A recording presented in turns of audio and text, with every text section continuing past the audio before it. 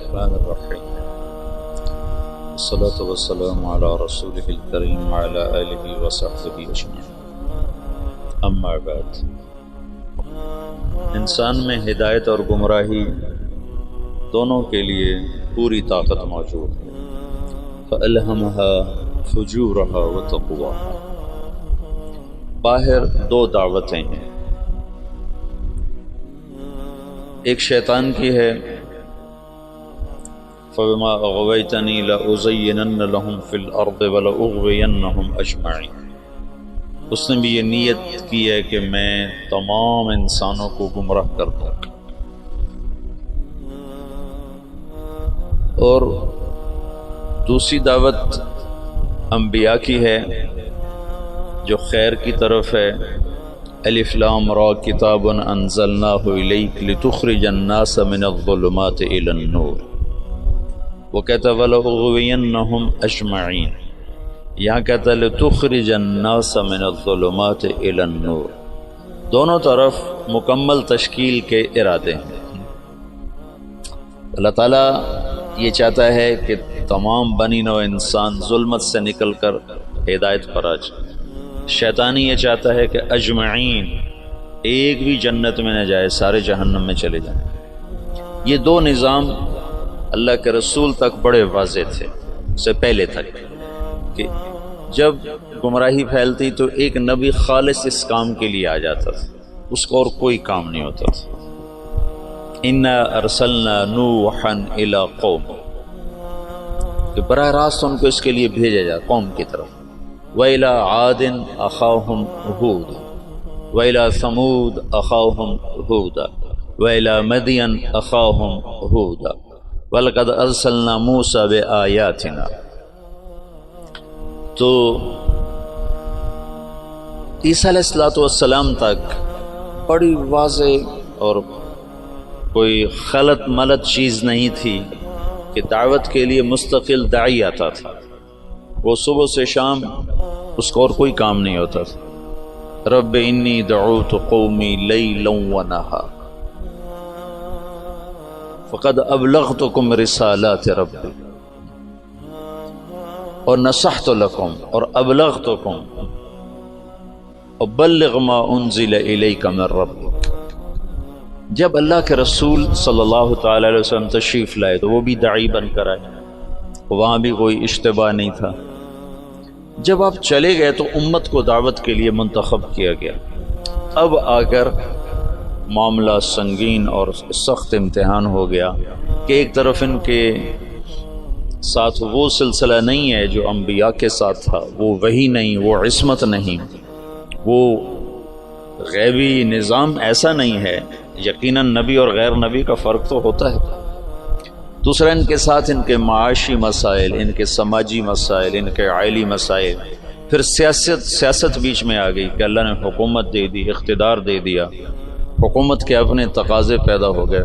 قرن اول کے بعد عربوں سے علم منتقل ہو کر عجم میں چلا گیا کہ عرب جہاں بانی میں لگ گئے، ملک گیری میں لگ گئے، سیاست میں لگ گئے، علم سارے کا سارا موالی کے پاس چلا گیا۔ یہ جو آخری مفتی تھے، رئیس المفتین سعودی عرب کے شیخ بن باز رحمۃ اللہ علیہ، یہ عرب نہیں تھے، یہ موالی میں سے تھے، موالی میں سے تھے۔ وہ جو اس وقت کے خاندان آباد تھے یہ ان میں سے تھے۔ تو عبد الملک ابن مروان نے ایک دفعہ شعبی سے پوچھا کہ حجاز کا کون ہے مفتی؟ ان کا عطاء بن ابی رباح۔ کہا وہ عجمی ہے کہ عرب ہے؟ کہا عجمی ہے۔ موالی ہے کہ عرب ہے؟ کہا موالی ہے۔ کہا یمن کا کون ہے؟ کہا طاؤس یمانی۔ کہا وہ موالی میں سے ہے کہ عرب میں سے؟ کہا موالی میں سے۔ کہا شام کا کون ہے؟ کہا مکحول ہے۔ کہا تو اس کا مصر کا کون ہے؟ کہا حبیب بن کچھ ہے۔ اور خراسان کا زحاق بن قیس ہے۔ کہا عراق کا۔ تو شابی کہنے لگے میرے جی میں کہوں حماد، لیکن میں اس کے تیور دیکھ کے یہ سمجھ رہا تھا کہ اگر میں نے کسی غیر عرب کا نام لیا تو یہ مجھے قتل کر دے گا۔ تو میں نے کہا عراق کا ہے ابراہیم نخعی۔ تو تھا تو 19-20 کا فرق. ابراہیم نخعی بھی بہت بڑا نام ہے، لیکن شعبی کہتے ہیں میری ترجیحات تھی حماد کے لیے، لیکن مجھے ڈر لگا کہ یہ مجھے مار دے گا. تو جب میں نے کہا ابراہیم نخعی تو اس نے کہا تو نے میرے اوپر سے ایک بوجھ ہٹا دیا. اب اگر تو کسی موالی کا نام لیتا تو میں مر جاتا. سبب کیا تھا کہ حکومت عرب کو ملی نا، تو وہ جیسے آج پیسہ عرب کو ملا تو وہ حفظ کرنا چھوڑ گئے، علم کی گہرائی ختم ہوتی چلی جائے. حکومت سعودیہ نے حفظ کرنے پر انعام رکھا ہوا ہے، لیکن میں وہ حرمین میں ہے نا حفظ کے مکاتب، مدینہ میں بھی مکہ میں بھی، میں وہاں پھرتا ہوں دیکھتا ہوں تو کوئی عرب بچہ حفظ کرتا نظر نہیں آتا. حتیٰ کہ امارات والوں نے بڑا انعام رکھا ہے حفظ قرآن کا، لیکن کوئی عرب بچہ حفظ نہیں کرتا. وہاں بھی امارات میں بھی عجم کے بچے حفظ کر رہے ہیں. تو اب دعوت اس امت کا منصب تھا لِتَكُونُوا شُهَدَاءَ عَلَى النَّاسِ، سارے عالم کے انسانوں تک اللہ کا پیغام پہنچانا. لیکن اس کے ساتھ اتنی چیزیں اور شامل ہو گئیں کہ وہ روح، میں تو سید سلیمان ندوی رحمۃ اللہ علیہ نے جو مقدمہ لکھا ہے مولانا الیاس کے بارے میں جو کتاب لکھی ہے مولانا علی میاں رحمۃ اللہ علیہ نے، تو مولانا الیاس اور ان کی دینی دعوت، تو اس کے شروع میں سید سلیمان ندوی بہت بڑی شخصیت ہیں، انہوں نے مقدمہ لکھا ہے کہ اس امت کا اصل کام تھا دعوت اللہ، پر افسوس کہ 100 سال بھی نہ گزرے کہ امت اپنا کام بھول گئی. انہوں نے تو پہلی صدی میں ہی اس کو ختم کر دیا. اور کچھ ایسی بے وزن بات نہیں، وہ تو خیر بے وزن میں کا تبصرہ کرنے والا ہوتا کون ہوں، تو بہت بڑی شخصیت ہیں، ان کی بات بڑی تحقیق کے ساتھ اور بڑی محققانہ ہے، اللہ نے ان کو بہت کچھ نوازا تھا. تو وہ اسباب ایسے بنے کہ حکومت بھی آ گئی، سیاست بھی آ گئی، آپس کی لڑائیاں بھی شروع ہو گئیں اور دشمن بھی سر پہ چڑھ آئے ہیں. تو جو روح دعوت تھی لِتَكُونُوا شُهَدَاءَ عَلَى النَّاسِ، کتنی واضح بات تھی کہ تمہارا کام لوگوں تک پیغام حق کی گواہی پہنچانا ہے. پیغام حق لوگوں تک پہنچانا تمہارے ذمے ہے.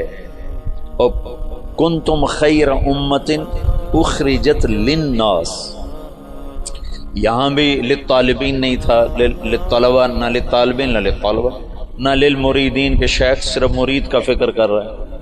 ایک شیخ اپنے مسالکین کا، اپنے مریدین کے فکر میں، ایک مہتمم اپنے طلبہ کے فکر میں ہے. للناس، ایک بادشاہ اپنی مملکت کے فکر میں ہے. اخرجت للناس،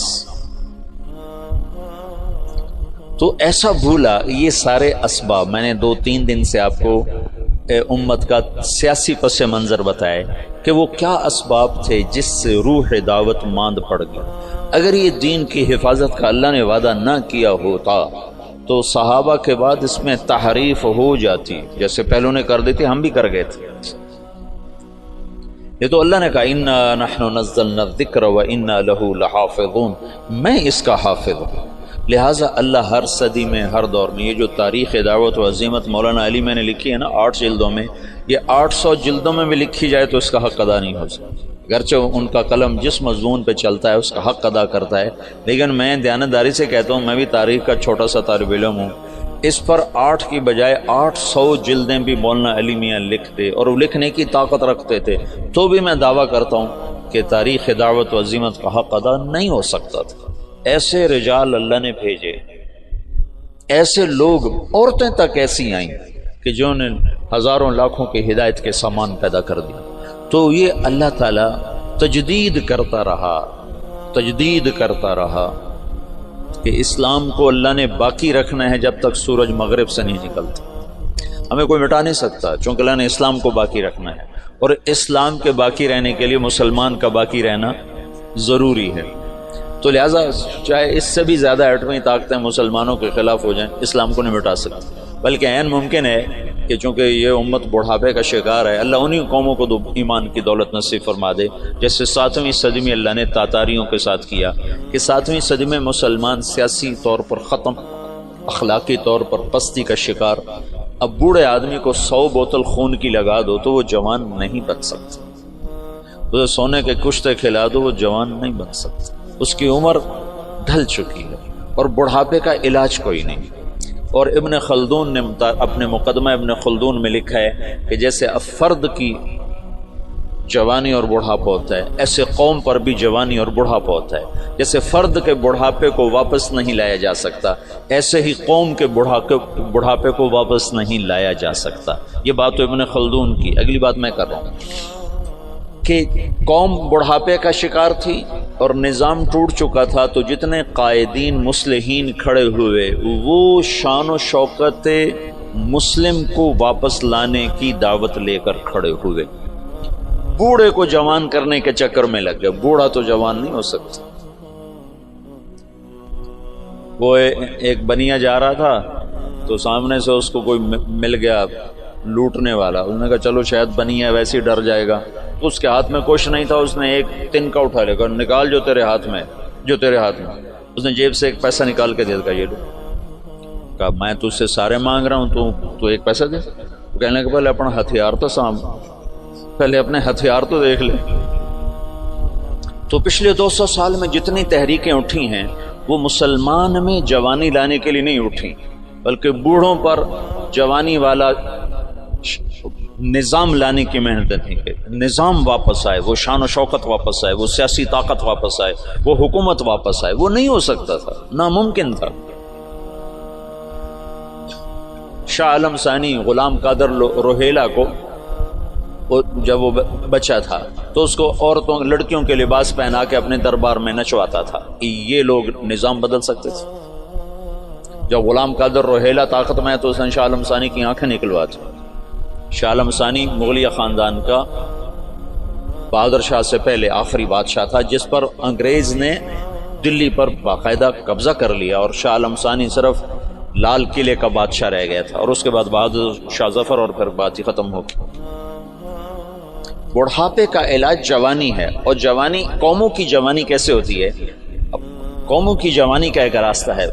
ایک فرد کی جوانی کا تو راستہ کوئی نہیں، لیکن قوموں کی جوانی کا ایک راستہ ہے کہ غیر قوموں کو اپنا ہم نوا بنایا جائے، غیر قوموں کو اسلام میں لایا جائے. پچھلی ساری صدیوں میں ایسا ہوتا رہا کہ منفرد دعات کی وجہ سے دعوت کبھی نہیں ختم ہوئی. ہاں، جو مولانا الیاس صاحب نے دعوت کو زندہ کیا وہ قرن اول کی طرز پر زندہ کیا کہ ہر مسلمان یہ سمجھے کہ میں دین کا داعی ہوں، میرے ذمہ پوری دنیا میں اللہ کے دین کو پہنچانا ہے، چاہے میری جیب میں ایک پیسہ کوئی. یہ سوچ تو اجتماعی طور پہ ختم ہو گئی تھی. حضرت تھانوی رحمۃ اللہ علیہ جیسے فرمانے لگے یہ کیا گمراہی کی بات شروع کر دی مولی الیاس. دین کی دعوت تو علماء کا کام ہے، عوام کیا کریں گے. میں نے ایک یہ دورے والوں کو کہا، میں کہا تأمرون بالمعروف وتنہون عن المنکر کا ترجمہ کرو. تو نے کہا تم بھلائیوں کی دعوت دیتے ہو، برائیوں کو مٹاتے ہو. کتنوں سے پوچھا، سب نے یہی ترجمہ کیا. میں نے کہا یہ المعروف جو لفظ ہے اس کا بھی کوئی مطلب ہے؟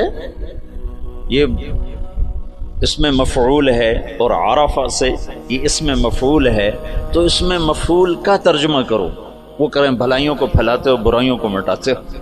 تو میں نے کہا اس میں مفعول کا ترجمہ ہے جانی پہچانی چیز، جانی پہچانی چیز. بھلائی اور نیکی تو اس کا مرادی ترجمہ ہے. میں کہا اصل ترجمہ کرو. وہ کوئی ایک نہیں بولا. جو صرف شروحات اور کتابیں پڑھتے ہیں وہ ایسے پابند ہو جاتے، دائیں بائیں سوچنے کی صلاحیت ختم ہو جاتی. اور منکر، ان کا منکر کہتے ہیں انجانی چیز کو، انجانی چیز کو. تم تأمرون بالمعروف، تم جانی پہچانی چیزوں کی دعوت دیتے ہو. وتنہون عن المنکر، اور انجان چیزوں سے تم منع کرتے ہو. اس کے ساتھ ایک آیت جوڑو، فَأَلْهَمَهَا فُجُورَهَا وَتَقْوَاهَا، کہ میں نے تیرے اندر نیکی اور بدی کا الہام کر دیا ہے. الہام سچ سچ ہے، اس کے لیے کسی شریعت سے دلیل کی ضرورت نہیں.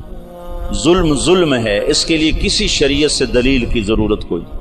جھوٹ بہت بری چیز ہے، اس کا الہام ہے انسان کے اندر، کسی قرآن و سنت سے دلیل کی ضرورت کوئی نہیں. ماں باپ کی نافرمانی، یہ انسانی فطرت اس کا انکار کرتی ہے. زنا کا انسانی، او تزن الحرۃ، کیا بات کہی تھی اس نے ہند بنت عتبہ رضی اللہ تعالیٰ عنہ نے کیا کہا تھا جب اللہ کے نبی نے بیعت لی اور فرمایا کہ تم یہ کرو گے، یہ کرو گے، یہ نہیں کرو گے، یہ نہیں کرو گے، زنا نہیں کرو گی، تو ہندا نے زمانہ جاہلیت میں کہا اوتزنی الحرۃ، کیا شریف عورت زنا کر سکتی ہے؟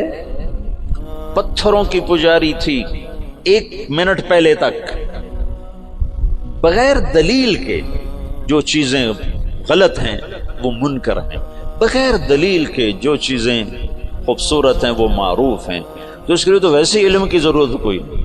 ہاں مدرسے میں پڑھنے پڑھانے کے لیے علم کی ضرورت ہے، حدود شریعت بتانے سمجھانے کے لیے علم کی ضرورت ہے، تبلیغ کے لیے تو علم کی ضرورت نہیں ہے، تبلیغ تو معروفات کی دعوت ہے، اور معروف کا مطلب جانی پہچانی، توحید جانی پہچانی چیز۔ افلا ينظرون الى الابل كيف خلقت والى السماء كيف رفعت والى الجبال كيف نصبت والى الارض كيف سطحت، یہ سارے جو اللہ تعالیٰ بتا رہا ہے یہ وہ چیزیں ہیں کہ جو بغیر دلیل کے ٹھکتی ہیں۔ وہ جو بدو نے کہا تھا البعرۃ تدل علی البعیر والاثر يدل علی المسیر تأمرون بالمعروف، تم جانی پہچانی چیزوں کی تبلیغ کرتے۔ اور میں تو تفسیریں پڑھتا نہیں نا، نہ مجھے اب نہ میرا سر اتنا تھکا رہتا ہے کہ مجھے پڑھائی نہیں جاتی، تو مجھے خیال ہے المعروف کا مطلب ہے جانا پہچانا، معرف بالعامل اس میں معرفہ، رجل الرجل، معروفات وہ عمل ہیں جس کو انسان عقلاً جانتا ہے، منکرات وہ عمل ہیں جن کو انسان عقلاً برا جانتا ہے۔ اس کے لیے تو کسی دلیل کسی حجت کی جو مجھے تو علم نہیں میں تبلیغ کیا کروں، تم یہ نہیں کہہ سکتے بھائی اللہ کی مان لے اللہ بہت بڑا ہے، اس کے لیے کیا علم چاہیے؟ بھائی اللہ کی نافرمانی نہ کر اللہ بہت بڑا ہے، اس کے لیے کیا علم چاہیے؟ بھائی اللہ کے رسول کی مان لے دونوں جہان کی کامیابی کا راستہ لے کر آئیں، اب دوزخ سے بچ جا جنت والا بن جا، یہ تبلیغ ہے؟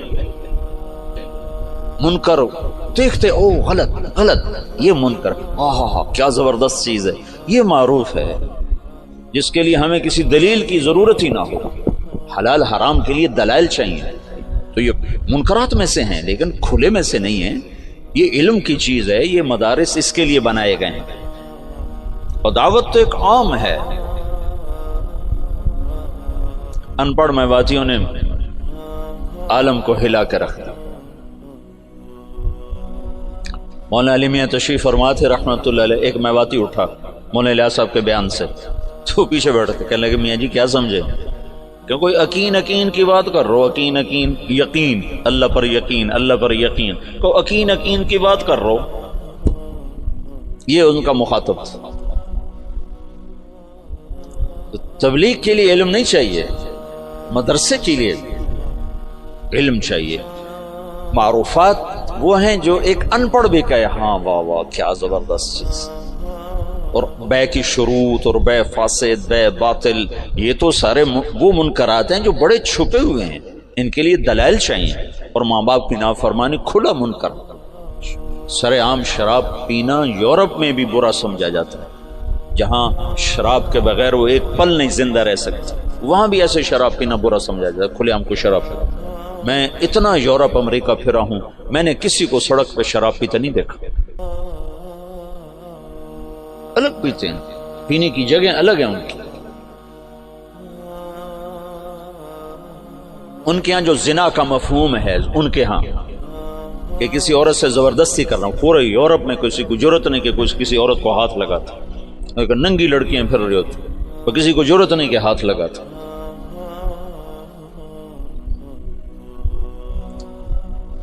تامرون بالمعروف، معروفات، معروف اس میں مفعول نہ کہ نیکی ہے، عرف بھی اسی سے ہے، ابھی عرف۔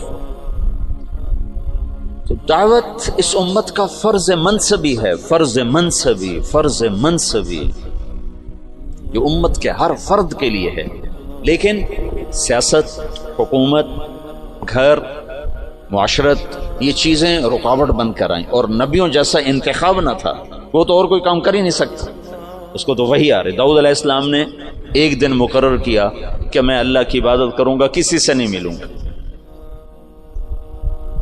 بڑی اونچی دیواریں بنائیں اندر بیٹھ گئے، بس اللہ اللہ کروں گا، کسی سے نہیں ملوں. ایک دن مقرر، پہلا دن تھا، اور اذ تصور المحراب، دو فرشتے انسانی شکل میں دیوار پلنگ کے اندر. ففزع منہم، داؤد علیہ السلام ڈر گئے. کس لیے؟ کہ دیوار اتنی اونچی ہے کہ کوئی اس کو کود کر پار نہیں کر سکتا، دروازہ بند ہے، اور دیوار اتنی اونچی ہے کہ اس سے اوپر چڑھ کر کوئی آ نہیں سکتا. یہ کہاں سے آ گئے، یہ کون ہے؟ انہوں نے کہا لا تخف خصمان بغا بعضنا علی بعض، بھائی ہم دونوں میں جھگڑا ہو گیا، آپ مہربانی کرو ہمارا جھگڑا نہ اٹھا. ان هذا اخی له 99 نعجہ ولی نعجۃ واحدہ فقال اکفلنیھا وعزنی فی الخطاب. یہ جھگڑا تو ایک 5 سال کا بچہ بھی نہیں مٹا سکتا. تو وہ جو داؤد علیہ السلام سجدے میں گرے اور فاستغفر ربہ، اور وہ کس بات پر استغفار ہے؟ یہ اللہ کی تنبیہ تھی کہ داؤد تو نبی بن کر آیا ہے، تو عابد بن کر نہیں آیا. عبادت بعد میں ہے، دعوت پہلے ہے. یہ دن میں نے لوگوں کے لیے رکھا ہے، اور تو نے بندگی کرنی ہے تو رات کو کر. تو کسی سے نہیں ملنا چاہتا تو رات کا وقت اس کے لیے مقرر کر. قم اللیل الا قلیلا ومن اللیل فتہجد بہ نافلۃ لک وباللیل. یہ جو رات کا وقت ہے، وبالاسحار هم یستغفرون، یہ رات کو تم اٹھو اور میرے مجھ سے باتیں کرو، کسی سے نہ ملو. لیکن دن میں تم دروازے بند کرو، دیواریں اونچی کرو، تو یہ منصب نبوت کے خلاف ہے. اس پر استغفار کیا ہے، اس پر توبہ کی ہے، اور اس پر اللہ کے سامنے معافی مانگے کہ اوہ یا اللہ میں معافی چاہتا ہوں، میں معافی چاہتا ہوں. تو نبی کا کام لوگوں میں پھرنا ہوتا ہے، لوگوں کو کھینچنا ہوتا ہے، اس کی حفاظت ہو رہی ہوتی ہے نا. وہ کوئی ادھر ادھر ہو ہی نہیں سکتا کہ عصمت کا سایہ ہوتا ہے. اب ہمارے ساتھ تو ایسا معاملہ تھا نہیں، اور پھر اس امت کو عروج ملا، 1000 برس کی حکومتیں ملی، ساری دنیا میں آدھی دنیا سے زیادہ انہوں نے حکومت کی، تو بہت سے عوامل جمع ہوتے گئے. اس کی میں نے تھوڑی تفصیل آپ کو بتائی تھی. پھر ہندوستان کی حد تک تبلیغ کا کام یہاں سے 1926 میں تبلیغ کے کام کی ابتدا ہوئی. مولانا الیاس صاحب رحمۃ اللہ علیہ صوفیاء میں سے تھے، علماء میں سے تھے. اگر وہ اسی طرز پر چلتے جو چل رہا تھا تو کوئی خانقاہ بناتے یا کوئی دارالعلوم بنا لیتے. نظام الدین میں کوئی دارالعلوم بنا لیتے، خانقاہ بنا لیتے. ہندوستان بر صغیر کے حالات اور اسلامی سلطنتوں سے قدر مختلف. یہاں 1 صدی میں اسلام آ گیا. یہ ہندو علاقہ ہے. یہ جو سری لنکا ہے، یہاں عرب تاجروں کے ذریعے سے یمن سے جو آتے تھے بحری جہاز، ان کی تبلیغ سے یہاں اسلام آ گیا. اور یہاں کا جو راجہ تھا وہ تو مسلمان نہیں تھا، لیکن عوام الناس میں اسلام آ گیا. اور یہ جو ساتھ مالدیپ ہے، مالدیپ کوئی 2500 جزیروں کا ملک ہے. مالدیپ 2500 جزیروں کا ملک ہے، اور وہ جزیرے لمبے سے لمبا جزیرہ 11 کلومیٹر ہے، اس کا نام ہے مالے. اسی میں ان کا دارالحکومت ہے. باقی سارے جزیرے بس ایسے جیسے تمہارا مدرسہ ہے، اتنا ایک جزیرہ ہوگا. ایسے وہ چھوٹے چھوٹے جزائر پر ہے. عنبر وہاں بہت نکلتا ہے، اللہ نے ان کو رزق دیا ہوا ہے عنبر کے ذریعے سے. تو یہ ان جزائر سے ایک قافلہ جا رہا تھا. اس میں یہاں کچھ عرب قبائل آباد ہو گئے تھے.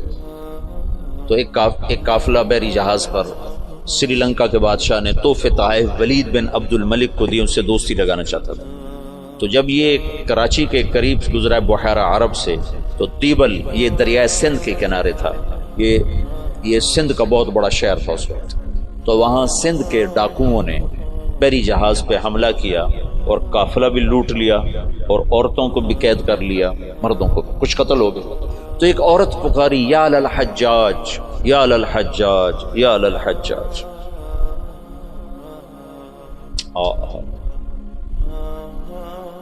عروج کے دور میں فاسق کیسے ایمان والا تھا.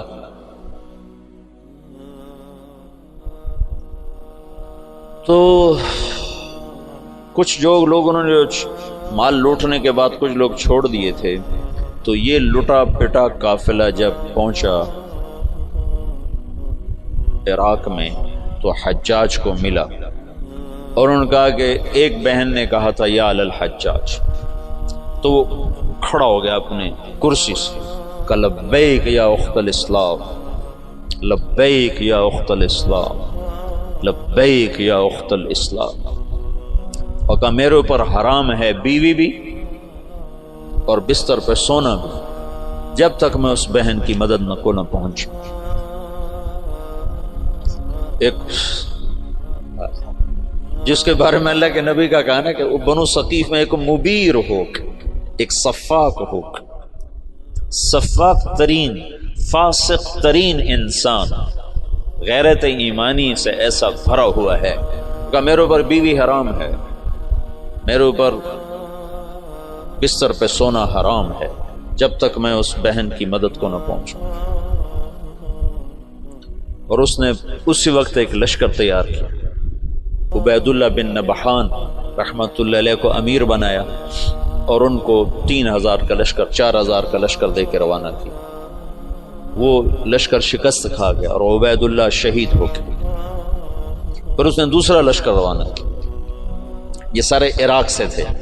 قدیل بن طوفہ رحمت اللہ علیہ کی سرکردگی میں وہ بھی شہید ہو گئے اور دونوں لشکروں کو شکست ہو گئی۔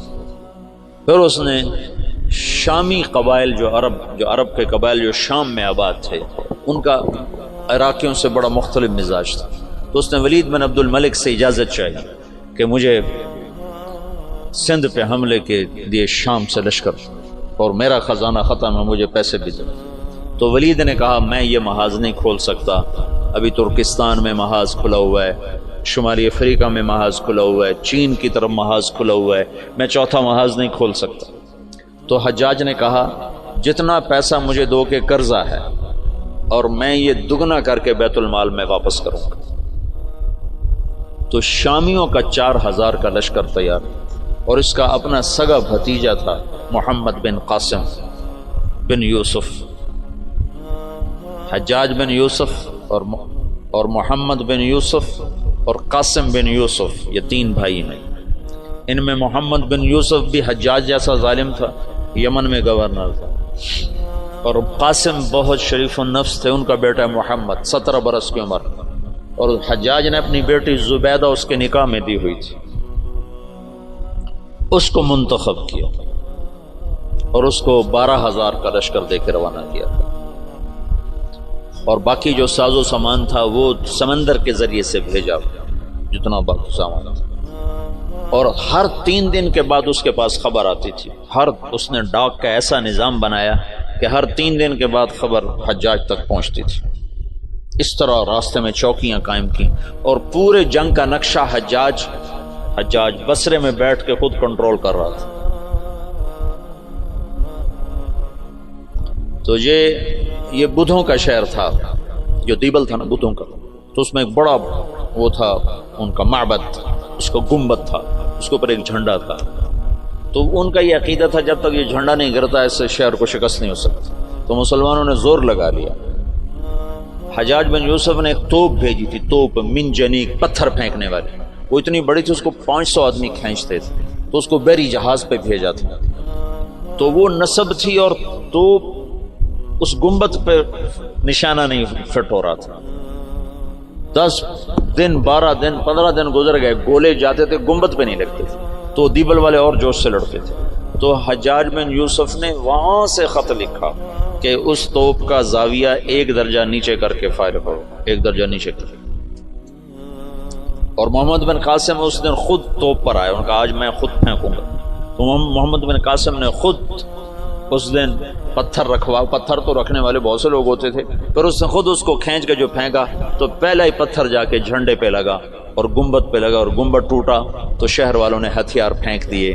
یہ 92 ہجری کی بات بتا رہا ہوں، 90 ہجری کی بات بتا رہا ہوں۔ 90 ہجری میں اسلام کا پہلا داخلہ ہے فاتحانہ۔ ویسے تو سرندیپ یہ ہندوستان کا حصہ تھا، سری لنکا ہندوستان کا حصہ تھا، اور وہاں دعوت پھیل چکی تھی، وہاں اسلام پھیل چکا تھا دعوت کے ذریعے، لیکن فاتحانہ انداز میں جو مسلمان بر صغیر میں داخل ہوئے ہیں تو محمد بن قاسم رحمۃ اللہ علیہ اس کا ذریعہ بنے اور دیبل فتح ہوا ہے۔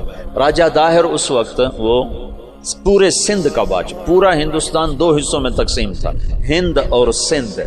سندھ یہ نہیں جو آج ہے، یہ سندھ بمبئی تک تھا، یہ سندھ بمبئی تک، اور دیپال پور تک اور ادھر سے بمبئی تک، یہ ایک پورا علاقہ تھا، باقی ہند الگ علاقہ تھا۔ راجہ داہر اس سارے کا بادشاہ تھا۔ راجہ داہر ایک دفعہ بیٹھا تھا تو ایک نجومی آیا، تو اس کی بہن بھی ساتھ بیٹھی تھی، تو اس کی بہن نے اپنا ہاتھ دکھا دیا نجومی کو کہ میرا ہاتھ دیکھو۔ نجومی نے کہا یہ لڑکی آئندہ سندھ کے بادشاہ کی بیوی بنے گی۔ تو راجہ داہر تو پریشان ہو گیا، یہ میرے گھر میں میرا دشمن پیدا ہو رہا ہے۔ تو اس اپنے وزیر کو بلایا، کہنے لگا نجومی نے کہا ہے کہ یہ میری جو بہن ہے یہ سندھ کے بادشاہ کی بیگم بنے گی۔ تو وزیر نے کہا تو خود شادی کر لے سے، قصہ ہی ختم۔ میں نے کہا بے غیرت مجھے کروائے گا، ساری دنیا کیا کہے گی بہن سے شادی کر لی۔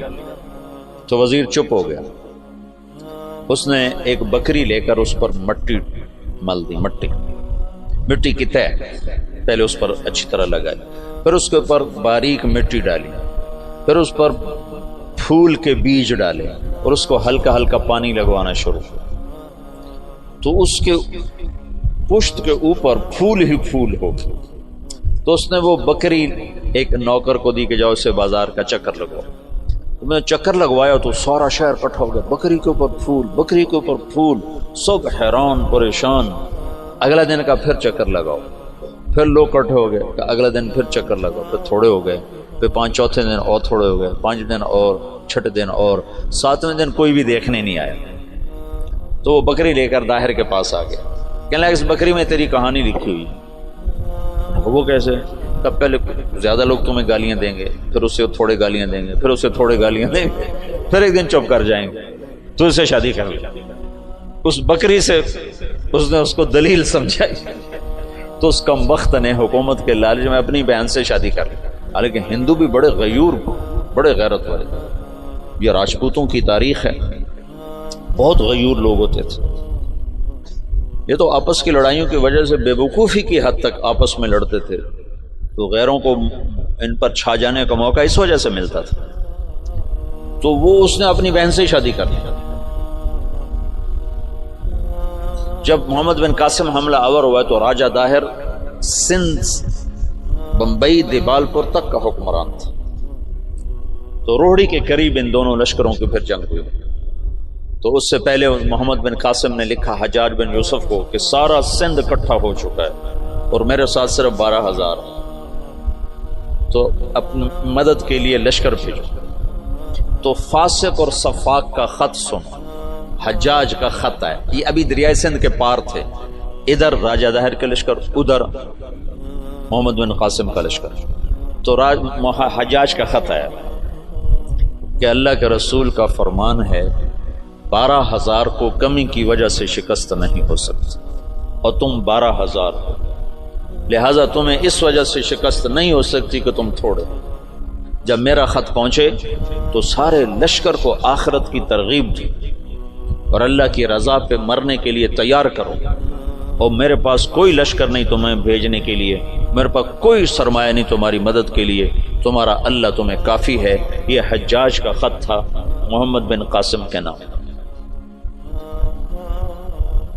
تو پھر انہوں نے روہڑی کے قریب دریائے سندھ کتنا پھیل جاتا ہے، انہوں نے وہاں سے دریا پار کیا، اور روہڑی کے آس پاس اب بھی اس کے کھنڈرات ہیں۔ یہ خوفناک جنگ لڑی گئی جس میں راجہ داہر قتل ہوا اور اللہ تعالیٰ نے مسلمانوں کو فتح دی، اور محمد بن قاسم ملتان تک 92 ہجری میں 90 میں داخل ہوا، 92 میں 2 برس کے بعد ملتان پہنچا، اور اس کے حسن سلوک سے لوگ ہندوؤں نے جو مسلمان نہیں ہوئے تھے انہوں نے محمد بن قاسم کے بت بنائے اور اس کی پرستش کرتے رہے۔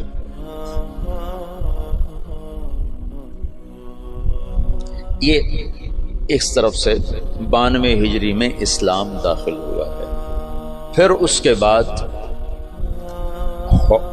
ہندوستان کے پوری جو تاریخ بدلی ہے کہ مسلمانوں کے ہاتھ میں اقتدار، وہ 5ویں صدی میں جا کر جب محمود غزنوی نے ہندوستان پہ حملہ کیا اور 17 حملے کیے، 17 کے 17 میں وہ کامیاب ہوا، اور 33 برس حکومت کی۔ دنیا میں 4 بڑے فاتح ہیں، پہلے بھی تو میں بتاتا رہتا ہوں، مطلب اپنی میری جستجو سے کوئی میں نے کسی محقق کتاب میں نہیں پڑھا، لیکن یہ بات تو خیر سارے مورخ مانتے ہیں کہ سب سے بڑا فاتح چنگیز خان اور دوسرے نمبر پر محمود غزنوی۔ آگے 2 میں نے خود لگائے ہیں، تیسرے نمبر پر سکندر یونانی ہے اور چوتھے نمبر پر تیمور لنگڑا ہے۔ مجھے اس پہ بڑا غصہ آتا ہے، کم بخت نے بڑے مسلمان ذبح کی۔ میں حیران ہوں تفتہ زانی کیسے اس کے ساتھ رہتا تھا، تو ایسا صفاق کم بخت تھا۔ وہ جب شہر پہ حملہ کرتا تو پہلے دن سفید جھنڈا لہراتا، اس کا مطلب تھا کہ اگر تم دروازے کھول دو گے تو ہم صرف تمہارا مال لوٹیں گے، تمہیں کچھ نہیں کہیں۔ دوسرے دن سرخ جھنڈا لہراتا تھا کہ اب ہم تمہارے فوجی قتل کریں گے، تمہارا مال لوٹیں گے، تمہیں کچھ نہیں کہیں۔